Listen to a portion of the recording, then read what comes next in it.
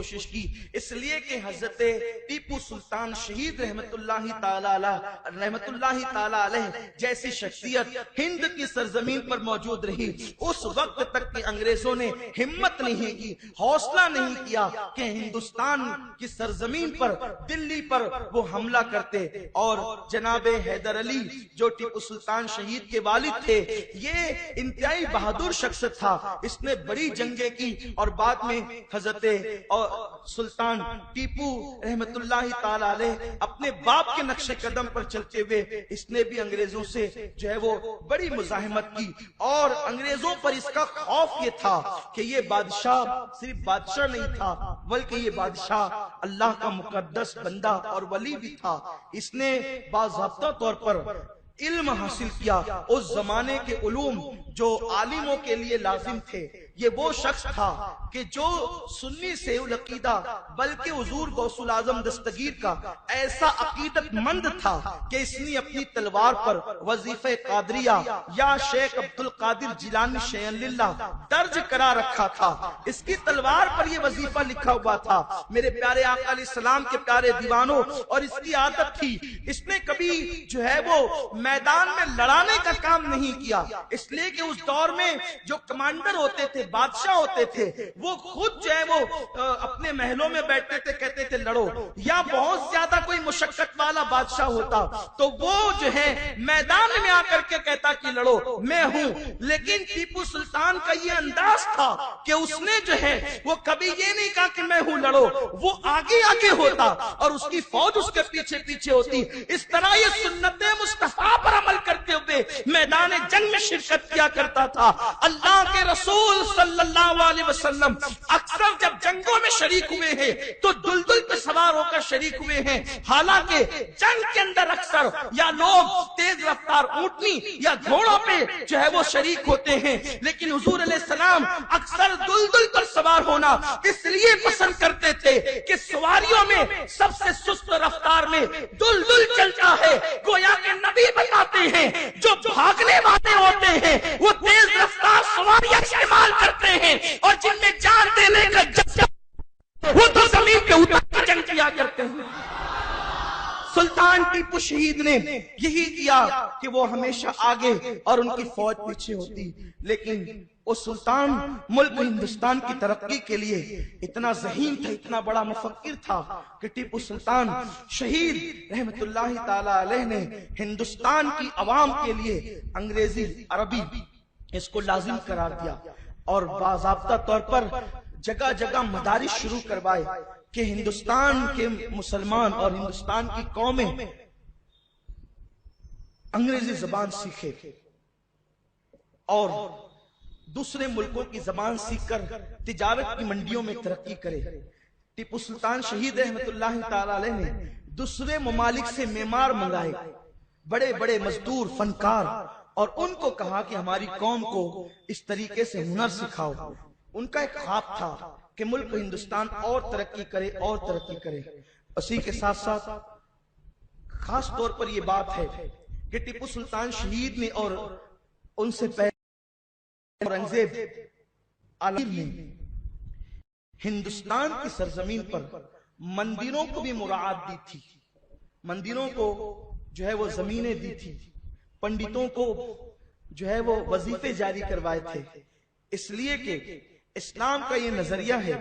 کہ جہاں اسلام جائے گا، اسلام جانے کے بعد وہاں کی عبادت گاہوں کو اسلام مسمار نہیں کرے گا، وہاں کے مذہبی لوگوں پر اسلام ظلم نہیں کرے گا۔ یہاں بس میں ایک روایت پڑھ کر کے آگے بڑھتا ہوں۔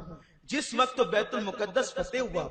اور بیت المقدس کی چابیاں سیدنا فاروق اعظم کے ہاتھ میں دی گئی، تو اس وقت وہاں کے راہبوں نے اور پادریوں نے سیدنا فاروق اعظم سے کہا، بہت خاص بات عرض کرنا چاہتا ہوں، اسے اپنے دل و دماغ میں جگہ دے۔ یہ مندریں توڑنا، مندروں میں دھماکے کرنا اور اس طریقے کی روایات قائم کرنا یہ قطعاً اسلامی فعل نہیں ہے، لیکن ہم جو ہے وہ معبودان باطل کی پرستش کا انکار کرتے ہیں، یہ ہمارا اپنا مذہب ہے، لیکن جو اس مذہب کے ماننے والے ہیں، ہم کسی کے عبادت خانوں پر गासिबाना कब्जे नहीं करते, हम किसी के इबादत खानों को तोड़ा नहीं करते, तोड़ने के लिए भड़काऊ भाषण नहीं देते। हमारा मजहब ये है, जिस वक्त फारूक आजम बैतुल मुकद्दस में दाखिल हुए हैं तो वहां के ईसाई और यहूदी राहिब और पादरियों ने कहा, हमारी ख्वाहिश है कि आप हमारी इबादत गाहों में चल करके नमाज अदा फरमाएं। तो फारूक आजम ने कहा था, मैं तुम्हारी इबादत गाहों में नहीं आऊंगा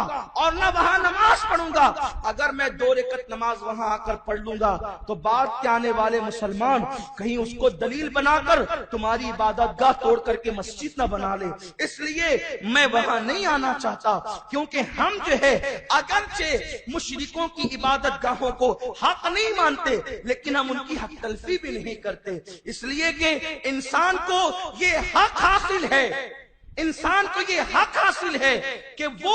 अपने दिल के फतवे पर अमल करे। मुमकिन है अगर वो गलती कर रहा है तो हम उसके समझाने के रवादार हैं, हम उसकी गलती के इस्लाह के रवादार हैं, लेकिन उसमें जबर हम नहीं करते, उस पर तशद्दुद हम नहीं करते। तो सैयदना फारूक आजम का ये कौल कि मैं अगर नमाज पढ़ लूं तो बाद के आने वाले मुसलमान कहीं उसको मुसलमानों की इबादत गाह करार न दें, इसलिए मैं तुम्हारी इबादत गाह में नहीं आऊंगा। और आपने ऐलान किया कि यहाँ पर अल्लाह ने मुसलमानों को हुकूमत अता की है, हम किसी की इबादत गाह को नहीं तोड़ेंगे, और जो मजहबी लोग हैं हम उन पर जुल्म नहीं करेंगे, उनको उनके हाल पे छोड़ देंगे। ये इस्लाम की तालीमात है। लेकिन अंग्रेज पलीदों ने तारीख का जो है वो मुकम्मल तौर पर मामला मस्त किया, और टीपू सुल्तान और औरंगजेब जैसे नेक और मुत्तकी बादशाहों ने जो पंडितों को वजीफे दिए थे या इबादत गाहों को तहफ्फुज दिया था, एक शरारत उन्होंने डाली कि जब तक लड़ाएंगे नहीं हुकूमत कैसे होगी। तो उन्होंने एक तारीख गढ़ी कि सोमनाथ का जो दरवाजा महमूद गजनवी अफगानिस्तान ले गया था, हम वो तुम्हें वापस ला के देंगे, और एक दरवाजा यूं ही उस टाइप का तराश खराश कर जबरदस्ती तशहीर करके हिंदुस्तान लाया गया और हिंदू मुस्लिम फसाद की बुनियाद रखी।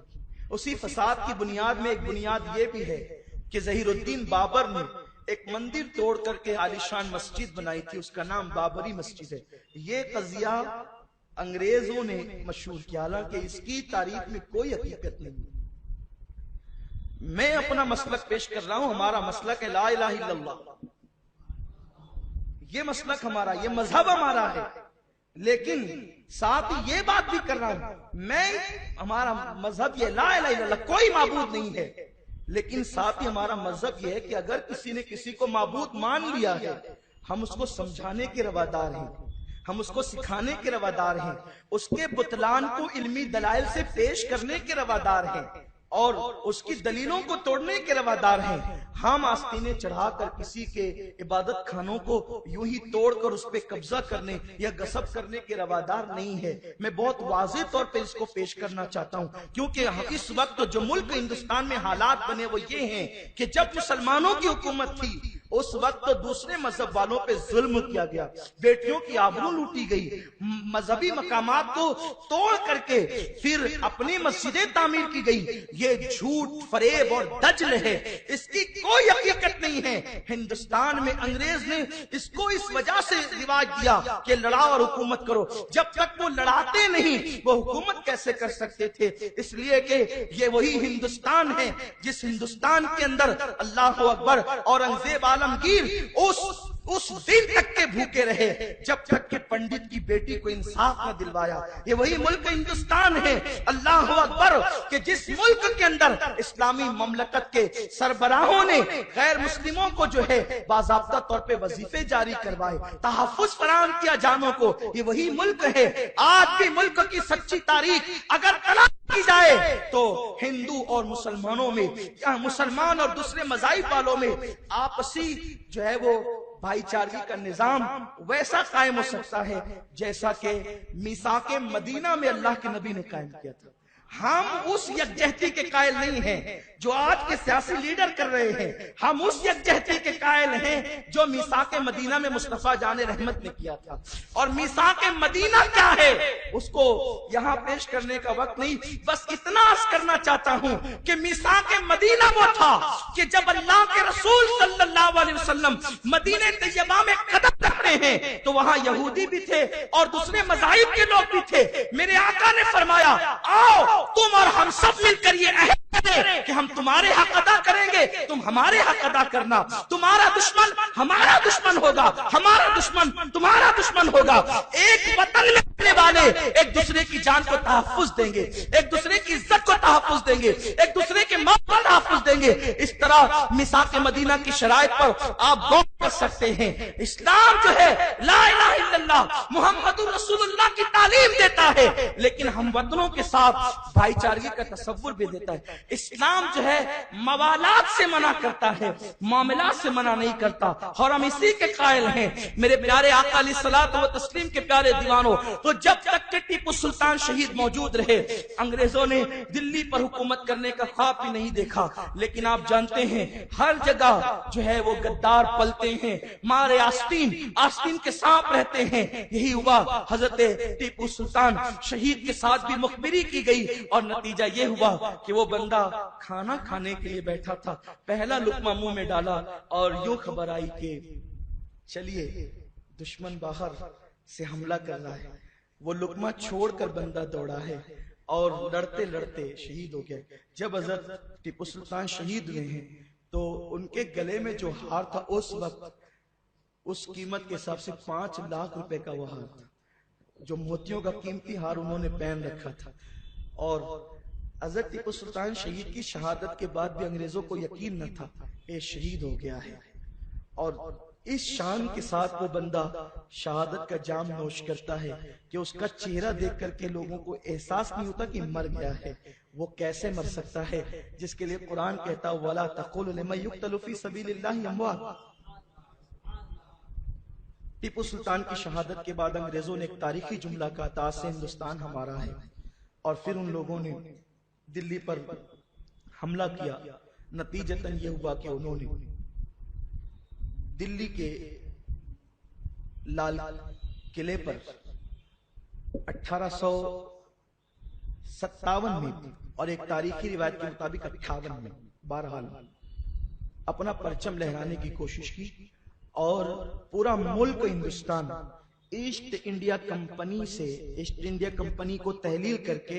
اب وہ باضابطہ طور پر انگلستانی حکومت کے زیر حکومت آ گیا اور یہ ملک غلام بن گیا۔